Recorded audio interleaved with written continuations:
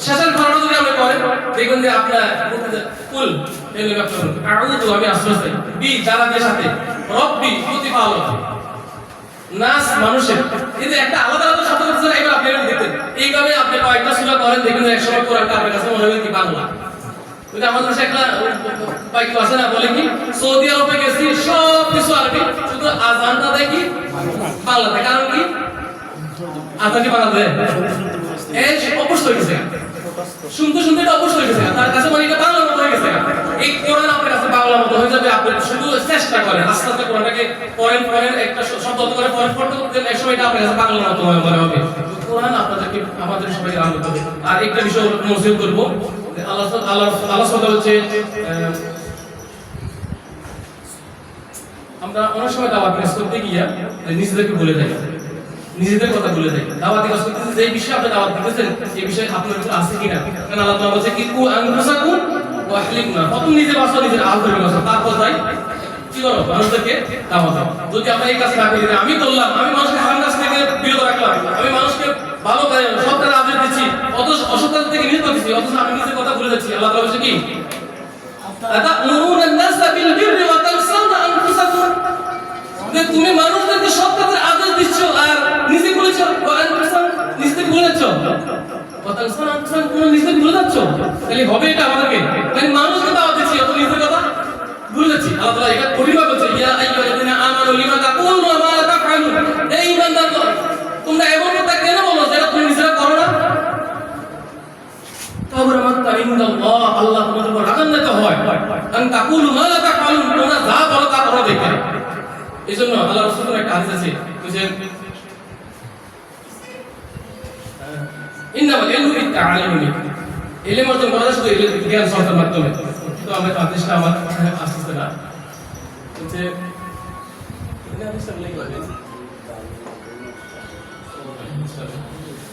হাদিসটা কি যে ইলম অর্জন করতে শুধুমাত্র আল্লাহ সন্তুষ্ট নয় সুন্নাত করতে বলছিলাম এই হাদিসটা যে ইলম অর্জন করতে শুধুমাত্র কি আল্লাহর সন্তুষ্টির জন্য লা ইয়াতাআল্লামু ইল্লা লিউসিবা বিহি আওদান মিনাদ দুনিয়া যে যদি আল্লাহ সন্তুষ্টি বাদ দিয়া দুনিয়া অর্জন করার জন্য ইলম অর্জন করে বলছে লাম ইয়াজিদ আলাল জান্নাতি ইয়াওমাল কিয়ামাতি আলিহা ওই ব্যক্তি জান্নাত পাবে না জান্নাতের সুখ গ্রাণও পাবে না আপনারা আরেকটা হাদিস জানেন যে কিয়ামতের মাঠে একটা আলেমের নারী বলি বের হয়ে এসে কি করবে গুরবা খেতে থাকবে দাদা সাকি না কি তাদেরকে বলা হবে তুমি না আমাদের সত্যতে আদেশ দিতা অসত্যতা নিষেধ করতা তখন সে কি বলবে আমি সত্যতার আদেশ দিছি কিন্তু আমি সত্যতা করি নাই অসত্যতা নিষেধ করছি ওই অসত্যতা আমি নিজেই করছি তাহলে আমাদেরকে কি শেখা করা যাবে আমরা সবাই দিনের দায় আমরা সবাই আপনাদের সালাফি মানহাজ বুঝছি আর এটা বড় নিয়ামত সালাফি মানহাজ গ্রহণ করা এত সোজা না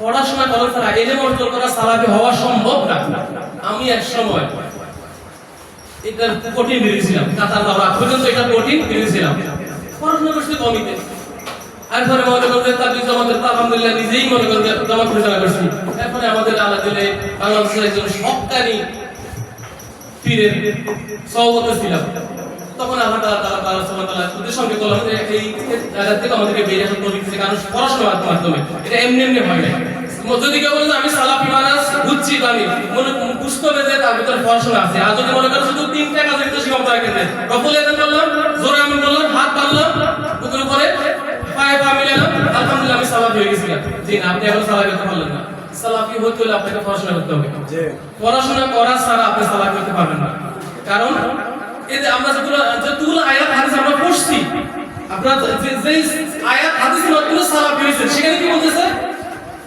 যখনই আমরা এই আয়াত থেকে ইয়া আইয়ুহাল্লাযিনা আমানু আতিউল্লাহ ওয়া আতিউর রাসূল ওয়া উলিল আমরি মিনকুম ফাইন তানাযাতুম ফি শাইইন ফারুদ্দু ইলাল্লাহ এখানে বলতেছে ফাইন তানাযা হয়ে যায় ইখতিলাফ হয়ে যায় মতলব হয়ে যায় ফারুদ্দু ইলাল্লাহ রাসূল কোথায় ফিরে বলছে আল্লাহ রাসূলের দিকে তার মানে কোরআন এবং হাদিসের দিকে আল্লাহ রাসূলের দিকে কোরআন এবং হাদিস আমরা কোরআন থেকে কি ফিরে কোরআন থেকে জ্ঞান আপনার নাই আপনি জানেন না তাই আপনি কিভাবে ওই দিকে ফিরে যাবেন আল্লাহ সুবহানাহু বলছে ওয়া মা আতাকুমুর রাসূল ফাখুযু রাসূল যা দিয়েছে তা গ্রহণ করো ওমা নাহাকুম আনহু ফান্তাহু, রাসূল যারা থেকে নিষেধ করেছে তারা থেকে কি বিরত থাকো। তো আপনি রাসূল কি দিয়েছে জানেন না, জানেন না, এটা খাবেন আপনি। আপনি কোরআন হাদিস পড়তে হবে না, তো পড়লে সে আপনি জানবেন না। তো আমি যেই আয়াত হাদিসের মাধ্যমে সালাফি হয়েছি, তো সেই আয়াত হাদিস আমি নাই পাই, আমি সালাফি কিভাবে হব? শুধু তিনটা চারটা কাজের মধ্যে সীমাবদ্ধ থাকলে হবে? অবশ্যই আমাদেরকে ইলম অর্জন করতে হবে, আর তর্কে জড়ানো যাবে না। আজকে আলোচনা থেকে যে নসিহত আপনাদের জন্য থাকলো, এক নম্বরে কারোর সাথে তর্কে জড়ানো যাবে না, তর্ক থেকে আমাদেরকে বিরত থাকতে হবে। মানে আমি একটা জিনিস জানছি না, এটা তাকে করতে হবে, বাধ্যতা করতে হবে। আরেকটা বিষয় আমাদের নসিহত করতে আমাদের দিয়ে দেবে আপনারা। আমি দেখছি কাতারে আমাদের মানে অনেক জায়গায় যখন আমরা সফরে যাই, তো দেখছি ঘুরতে গেলে কোনো জায়গায় ঘুরতে গেছি, আমাদের দিনই ভাই বুঝছেন, আমাদের দিনই ভাই আমাকে চিন্তা হয় না, দুজন তর্ক করতেছে, দুজনে তর্ক করতেছে, মানে মনে করে হাইয়া নিয়ে একটা হাদিস নিয়ে একটা ইয়া নিয়ে, মানে ওই হানাফিদের সাথে কি করতেছে, একটা হানাফি ভাই পাইছে তাকে তর্ক করতেছে। তা আমি বললাম যে ভাই আমি একটু মজা করতেছি, আমার দিনই ভাই কেমন একটু বলতেছে কি এইটা মুসলিম শরীফের এত জায়গায় আছে, ওই এখন সৈয়দ মিজির এই জায়গায় আছে, এটা আছে। আচ্ছা আচ্ছা ঠিক আছে, আলহামদুলিল্লাহ ভালো। তো আপনি ওই হাদিসে পড়তে পারবেন? বুঝছেন না, উনি মানে কি কোরআন পড়তে জানে না, একজন আলেমকে হাওলা দিচ্ছে। নিজেকে দায় করে বলছি না আমি, অনেক আমি মানে হানাফি আলেম আপনার আয়সাদের ধরে আপনাকে, তো আপনি বলছেন সহিহ মুসলিম আছে, সহিহ বুখারীতে আছে, ওই তিরমিজি শরীফে আছে, সব আপনি হাওলা দিচ্ছেন কাকে? একজন আলেমকে। আপনি কিন্তু কোরআন পড়তে পারেন না, হাদিস পড়তে পারেন না।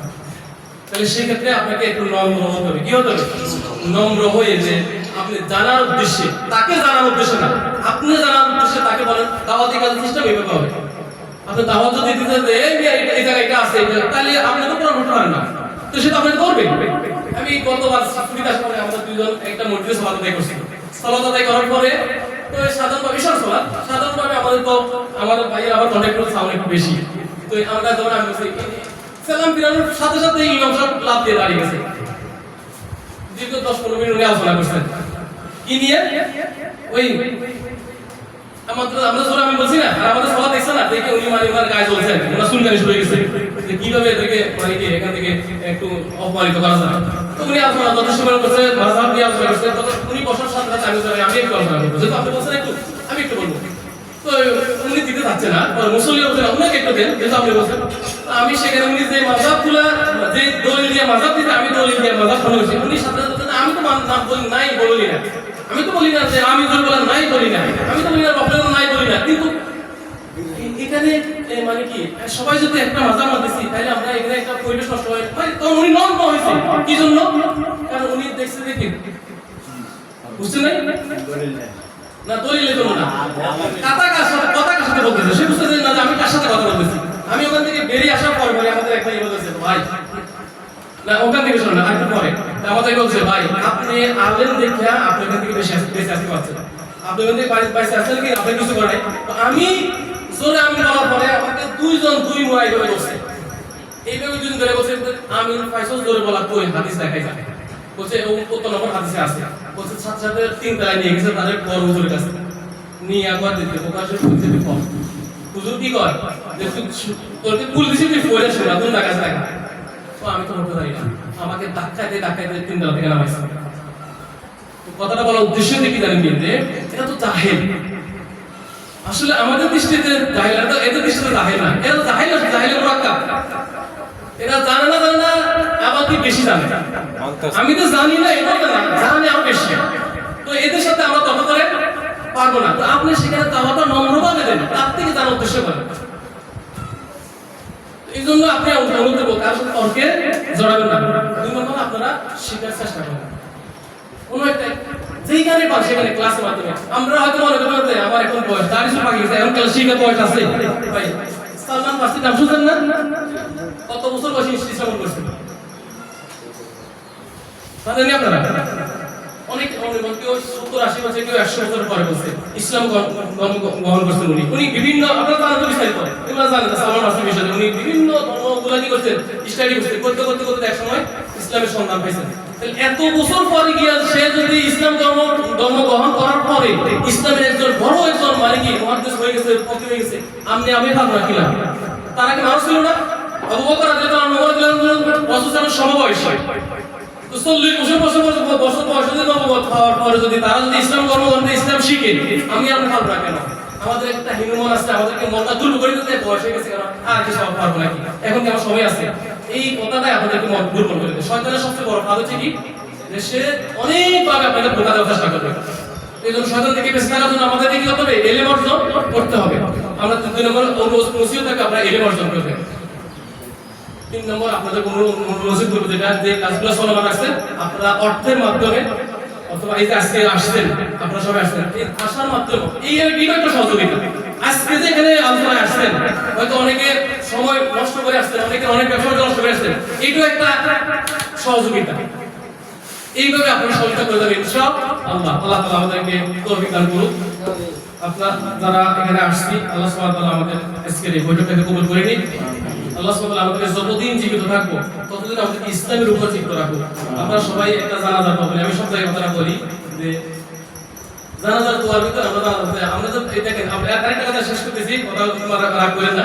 আমরা জানাজা পড়তে আমাদের বড় হুজুর দিয়ে মসজিদ ইমাম দিয়ে জানাজার সালাত কঠিন নাকি ফজর সালাত কঠিন? আরে ভাই, ফজরের 2 রাকাত সালাত পড়তে গেলে অথবা ইশার সালাত পড়তে গেলে আপনাকে সূরা পড়তে হবে, কিরাত পড়তে হবে, রুকু সিজদা করতে হবে, কত কিছু করতে হবে। আর জানাজা সালাত করে কিছু নাই, শুধু সূরা ফাতিহা আর দুরূদ শরীফটা আর দোয়া, এটা আমরা হুজুর দিয়ে পড়াই। কারণ কি, এটাকে আমরা কঠিন মনে করতেছি। অনেক ভাই আছে যে জানাজা দোয়া পারে না, মা বাবার জন্য দোয়া করবেন, মূলত এটা দোয়া। সালাত সালাত কি এটা দোয়া। এখানে আমরা যে একটা দোয়া আছে, আল্লাহুম্মা ফিরলাহু ওয়াহফিহি ওয়া'ফু আনহু ওয়া আকরিম নুজুলা ওয়া ওয়াসি মুদখালা ওয়াগসিলহু বিল মা'i ওয়াস-সালজি ওয়াল-বারদ ওয়া নাqqihi মিনাল খাতায়া কামা নাqqাইতা আত-thawbal আbyad মিনাদ দানাস ওয়া আবদিলহু দারান খায়রান মিন দারি ওয়া ahlan khayran min ahli ওয়া zawjan khayran min zawji ওয়া আদখিলহু আল-জান্নাহ ওয়া আ'idhu মিন আযাবিল কবর ওয়া আযাবিন নার। যদি সংক্ষিপ্ত বললাম, এই দোয়াগুলো করার পর মুখস্থ করার চেষ্টা করবেন। আর সবচেয়ে গুরুত্বপূর্ণ দোয়া, আল্লাহুম্মা ফির লিহাইয়িনা ওয়া মাইয়িতিনা ওয়া শাহিদিনা ওয়া গায়িবিনা ওয়া সাগীরিনা ওয়া কাবীরিনা ওয়া দাকিরিনা ওয়া উনসানা আল্লাহুম্মা মান আহইয়াইতাহু মিন্না ফাআহইহি আলাল ইসলাম। আল্লাহ যতদিন দুনিয়াতে জীবিত রাখবেন ইসলামের উপর জীবিত রাখবেন। ওয়া মান তাওয়াফাইতাহু মিন্না ফাতাওয়াফাহু আলাল ঈমান। ওয়া মান তাওয়াফাইতাহু মিন্না ফাতাওয়াফাহু আলাল ঈমান। আল্লাহ যতদিন জীবিত রাখবেন